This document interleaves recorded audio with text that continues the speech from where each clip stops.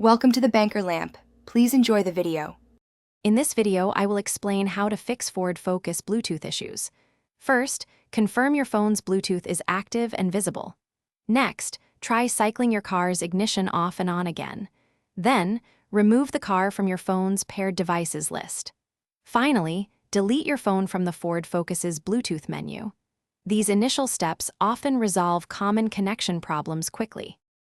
If basic steps don't work, a sync system reset is often effective. You can try a soft reset through the menu or a hard reset by pulling the fuse.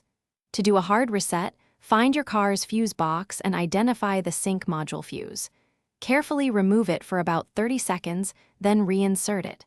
This can clear many persistent glitches. Sometimes, the problem lies with your phone or outdated software. Make sure your phone's operating system is fully updated. Also, visit the Ford website to see if there are any available sync software updates for your specific Focus model. Confirm your phone is compatible with your sync version. Testing with another phone can help determine if the issue is car or phone related.